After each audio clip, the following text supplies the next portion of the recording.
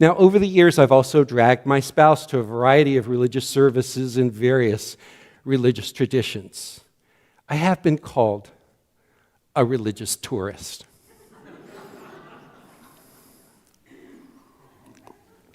Even as I feel grounded in Unitarian Universalism, I still am drawn to understand and appreciate the various ways that people seek what is holy and express their yearnings and their longings for the holy connection and for the common good across all of our differences. In our culture, and particularly in the arena of religion, there's a tendency towards exclusionary thinking, in which we claim our viewpoint is right and we exclude those who don't agree with us. Let's all try that movement. One. Sometimes we do it in much more subtle ways. I have personally benefited from the perspective of Ken Wilber, who takes an integral perspective which recognizes that as persons and cultures and even religions, that we are often, as he says, transcending and including. In a nutshell, this might mean that instead of trying to pit one viewpoint against another, we aim to include the valid features of all viewpoints into the most inclusive model of which we can conceive. For Wilber, this process of transcending the limitations of one way of looking at things and including the partial truths that might be contained is what occurs in our own personal growth and our cultural development and the expansion, the expansion of our consciousness beyond the I'm right and you're wrong tendency so prevalent today. Now, if we took the time, I suspect each of us could trace some of this pattern of transcending former perspectives and including some of their particles of truth as we've grown in our own personal and spiritual lives. You suspect that's true? Yes. This same growth dynamic exists within Unitarian Universalism at its best as well. We incorporate into our spiritual lives what makes sense to us. And we know that we will, as we develop, also transcend some understandings as we grow and develop and mature to something new in our understanding. In spite of whatever exceptions might occur, I still want to declare that there's something in our spiritual DNA that propels us to keep a curious posture, to be open to diverse experiences, and to continue to deepen and to develop our understandings. Our workshop today after church, Diversity with Dogma, Without Dogma, with author Gil Cosby, who's here, I suspect will invite us into a similar process of observing how when we acknowledge, understand, and learn from inevitable differences among us, that we can transcend the personal and interpersonal limitations that bind us. There's something about Unitarian Universalism at its best that invites us into this integral perspective. And what I discovered recently is when we look more fully into our family tree, that we have a richer story to tell about ourselves than we usually do.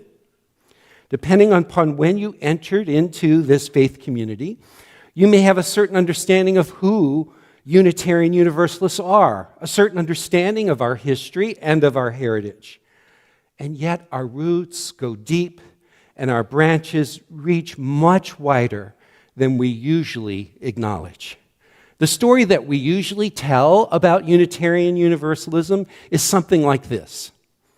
We teach about our New England roots, the pilgrims who risked everything for their own religious freedom, the Boston reformers and literati who advanced social reform, the 20th century religious humanists who reverenced science and worked for civil rights and call us to care for the world. Sound familiar?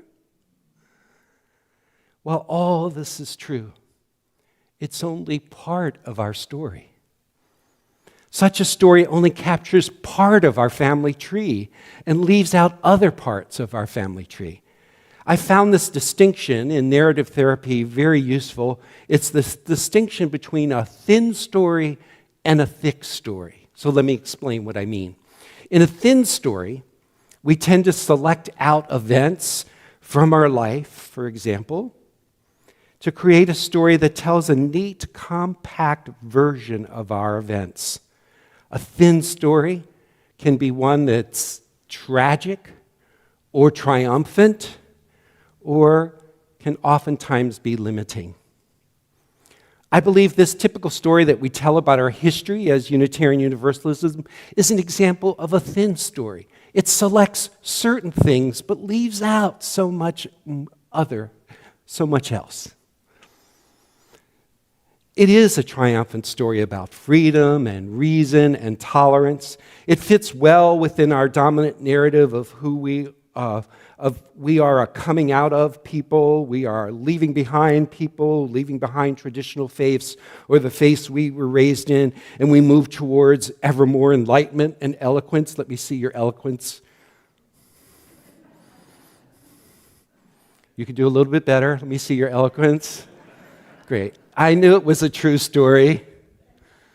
Yet when we broaden the events that we draw upon to tell the story about ourselves, when we venture to look into our broader Unitarian religious history in particular, we may thicken the story, which I believe can often enrich our understanding in ways that a thin story never can. So this is my aim this morning, to thicken our story so that we are drawing more on our family tree and our ancestry as a religious movement, as a way that provides a deeper understanding of who it is that we are. In broadening our story, thickening our story to our fuller family tree, I believe we're able to claim our religious identity in ways that are just ripe for this time, this moment in which we are in. In order to thicken our story, I've turned to some of the historical research from Unitarian Universalist historian Susan Ritchie in her book, Children of the Same God, The Historical Relationship Between Unitarianism, Judaism, and Islam. What Ritchie does is allow us to understand some of our Unitarian roots in Europe and recover some of our own defining characteristic as a religious movement that engages in multi-religious interchange and a broader sense of our heritage and our identity. We often think of ourselves as not being into theology that much, right? Right? In fact, a former professor at Harvard Divinity School still likes to tell a story when he was teaching a doctorate level course and invited students in the course to write a paper on their theology to undergird their research on a particular social ethics issue. He says a UU student immediately spoke up in a loud voice in the class and said, "Oh, I'm Unitarian Universalist. We don't do theology."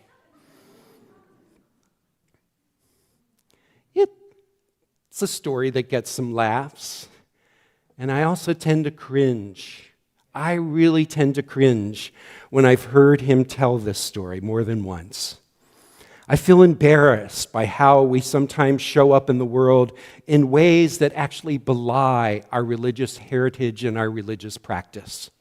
Obviously, we may not do theology in some of the conventional ways, yet we do reflect on the big questions about the nature of the holy, human nature, evil and suffering, and our role in healing and liberating the world. That is theology, my friend, when we're doing that kind of deep reflection. For a group that doesn't do theology, oddly enough, our name is one of the few, if not the only one, that uses a theological term to define ourselves, Unitarian and Universalists. I only have time this morning to focus on the Unitarian part. That name Unitarian was hard-won, and we should not carry it lightly or blithely. By calling ourselves Unitarian, we have distinguished ourselves in some of the theological debates and battles that have defined religious history in the West. As you may know, Ready for a little history tour? Just say yes, thank you. As you may know, the first 3 centuries of Christianity, there were many ways of understanding Jesus, who he was, what the purpose of his work was, how human or how divine he was. And given all these various points of view among Christians, Emperor Constantine called together all the bishops of his empire together in 325 in the Common Era to stay in one of his nice palaces in Nicaea and to resolve once and for all by a vote who Jesus was. In fact, some think that the early church could have lived with this diversity of opinion for a long time if Constantine did not feel like he had to intervene. Constantine felt that in order to rule his kingdom and to make Christianity the state religion, he needed there to be consistency and agreement around what Christianity was. It was this Council of Nicaea in 325 in the Common Era that helped to move Christianity to what became known as the Trinity, an understanding that God the Father, God the Son, Jesus, and the Holy Spirit were actually 3 persons in one triune God. Don't ask me to explain that. Trinitarian became our understanding, became the understanding of what God was, what God is. The Nicene Creed is still recited in some Christian churches today. Those who did not agree with this decision, who understood Jesus as a teacher and a prophet, as maybe of God, but not necessarily one being with the Father, including Bishop Arius, were considered at that point on heretics. Here's the thing. The definition of a Trinitarian God not only had theological implications, it also, as Ritchie points out, had implications for Christians' relationships with Jews at the time. From that point on, it can be construed that the Christian God, this triune God, and the Jewish God were not the same. Bishop Arius and others who were then considered anti-Trinitarian were considered heretics. Not only was this a theological issue, again, for many of them, it was also an issue of breaking their relationship and their bond with the Jewish community that they actually had at that time. Documents from this period also show that Constantine had some anti-Semitic motivation towards this unifying Christianity in this Trinitarian perspective. Now, fast forward to the 16th century. Aren't you glad we didn't do all the centuries in between? Ritchie points out in her research the issues of this division also becomes a relevant part of our own fuller history about ourselves, our fuller family history as Unitarians. Unitarian Christians, our ancestors in Europe, during that time, I quote, resisted establishing a Christian identity over and against Muslims and Jews, and instead fostered religious views and practices that expressed kinship and mutual respect among these 3 traditions. For them, it was more than a theological issue. It was breaking a sense of kinship and relationship with Muslims and Christians at that time by setting apart their God from the God of their neighbors.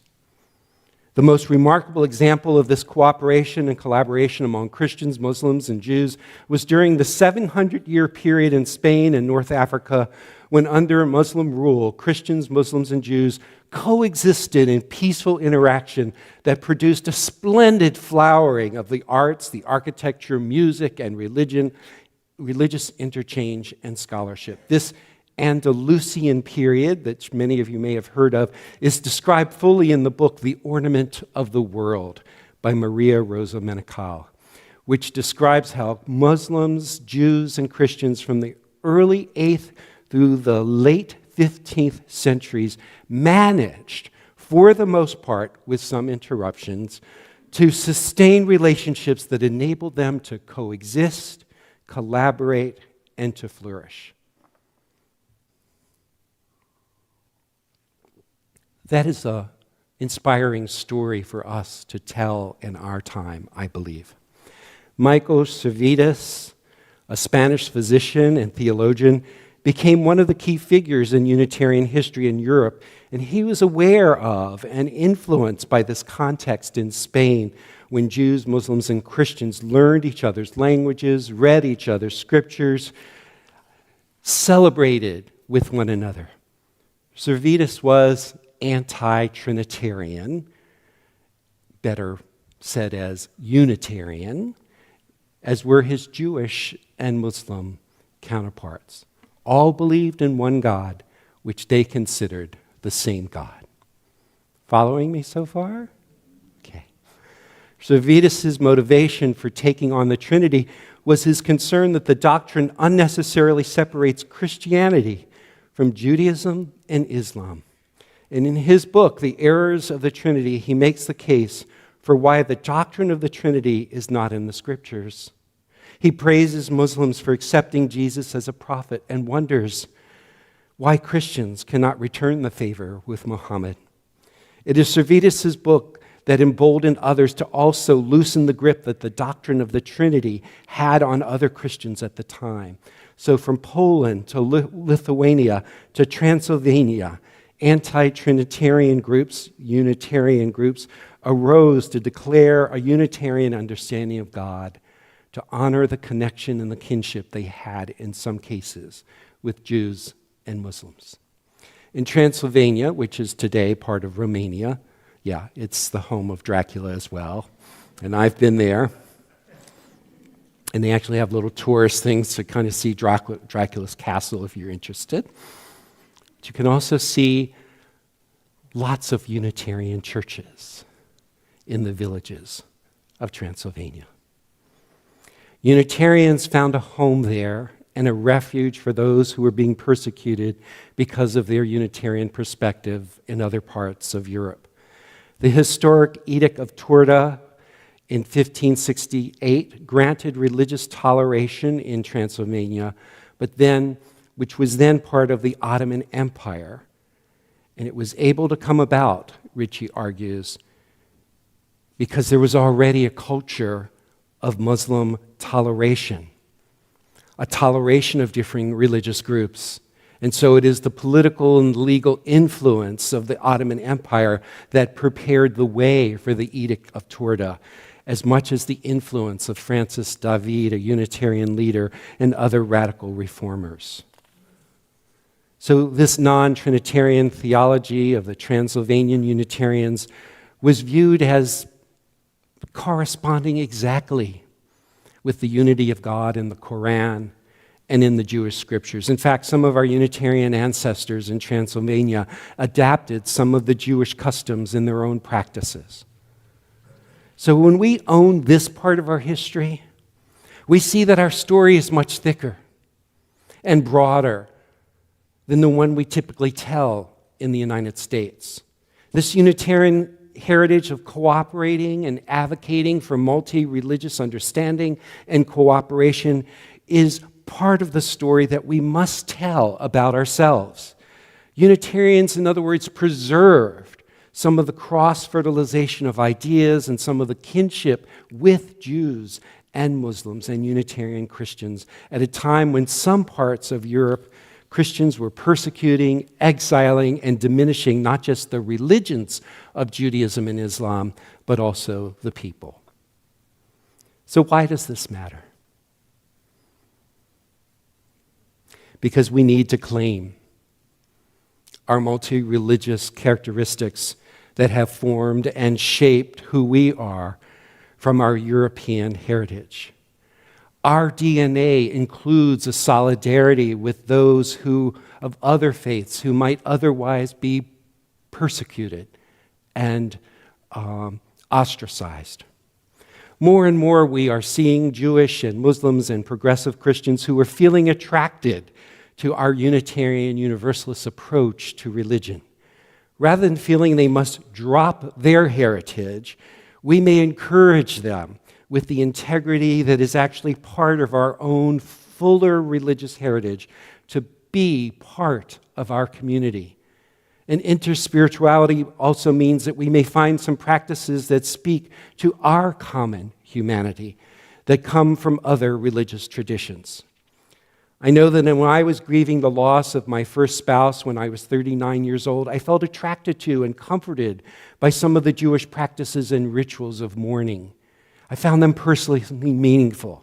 There was something healing in these practices that counteract our culture's general tendency to get over grief quickly and efficiently. However, to acknowledge that you are mourning, to receive the company of others, to light a candle and be in the blessing of the memories of the one who has died. These transcend the particulars and include a common, universal human need. Since that time in my life, when I've been invited to join with Jewish friends who are also sitting in mourning, sitting Shiva, I understand the meaningfulness of this period of not having to be alone in your grief and of being held in the hearts of others into experiencing tangible care. As we confront global issues, it will require of us to do more and to collaborate more across religious communities, as we are already doing in many cases. It will require that we seek common ground and common cause with those who may have distinctly different religious beliefs and traditions than our own, and yet who are willing to join together to address the threats to democracy, the climate emergency, housing and immigration, hunger, racial injustice, and threats to women's health and LGBTQ rights. So as I conclude, I want to imagine that we are going on a field trip together. A field trip into the future of Unitarian Universalism. A Unitarian Universalism that claims a fuller story about itself. A story that includes the way that we may have overcome some of the limiting beliefs of the religion of our upbringing, and a story that tells of the importance of multi-religious interaction, kinship and cooperation of our ancestors, and solidarity with those who otherwise might be excluded or persecuted. Let's tell a thicker story as we move into our future. And if we sort of fast forward on that field trip 10 years from now, I'm wondering what you will see. I'm wondering what you will imagine. And I invite you to enter that imagination as we now hear our musical interlude together.